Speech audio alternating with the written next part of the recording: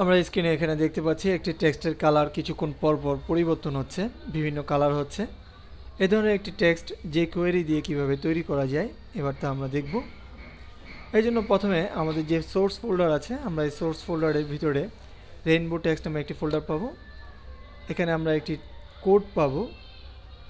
আমরা edit menu থেকে আমরা সিলেক্ট অলে ক্লিক করব, অর্থাৎ পুরো কোডটিকে সিলেক্ট করে কিবোর্ড থেকে কন্ট্রোল সি চেপে আমরা এটিকে কপি করে আমরা চলে যাব ড্রিম ওয়েভারে। আমরা ড্রিম ওয়েভারে একটি নতুন ফাইল ওপেন করে নেব। HTML এর নতুন একটি এখানে ক্লিক করে HTML এর নতুন একটি ফাইল ওপেন করব করে এবার আমরা আমাদের যে ডিজাইন আছে, আমরা এখানে দেখতে পাচ্ছি ডিজাইন, আমরা ডিজাইনে ক্লিক করব। এখানে একটি বিষয় খেয়াল রাখতে হবে, আমাদের এই টেক্সটটিকে আমরা আমাদের পেজে যেখানে রাখতে চাই, যদি আমরা কোনো টেবিলের কোনো সেলে রাখতে চাই তাহলে আমরা সেই সেলের মধ্যে মাউস পয়েন্টার রেখে আমরা কাজ করতে হবে। অথবা যদি আমরা এরকম কোনো লেয়ার তৈরি করে নিতে চাই, এরকম লেয়ার তৈরি করে লেয়ারের মাঝখানে আমাদের মাউস পয়েন্টারটি রেখে আমরা কোড উইন্ডোতে চলে যাব। এখানে কোডে ক্লিক করব। আমরা এখানে দেখতে পাচ্ছি আমাদের মাউস পয়েন্টার অটোমেটিক এখানে চলে আসছে। আমরা এখানে এবার আমাদের সেই কোডটি পেস্ট করে দেব। পেস্ট করে এবার আমরা আমাদের এই ফাইলটিকে সেভ করব। ফাইলে গিয়ে সেভে ক্লিক করব।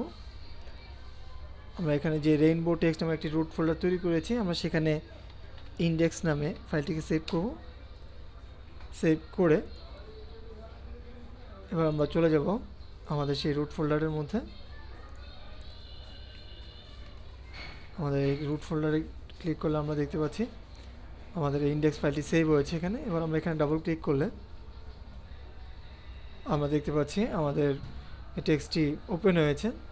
এখানে একটি বিষয় আমাদেরকে খেয়াল রাখতে হবে, এখানে আমরা যে রেইনবো টেক্সট আছে, আমরা রেইনবো ছাড়া অন্য কোনো টেক্সট যদি লিখতে চাই তাহলে আমাদের ওই ড্রিম ওয়েভারের যে কোড উইন্ডো আছে, আমরা এখানে উপরে আমরা এখানে দেখতে পাচ্ছি ভেরিয়েবল টেক্সট রেইনবো টেক্সট।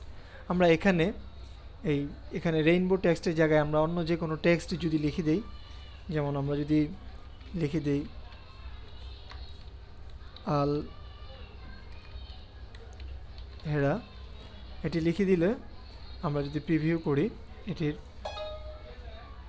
আমরা দেখতে পাবো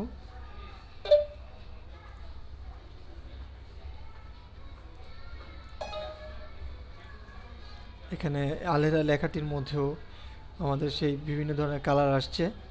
এভাবে আমরা যে কোয়েরি দিয়ে একটি টেক্সটকে বিভিন্ন কালারে রূপান্তরিত করতে পারবো। ধন্যবাদ।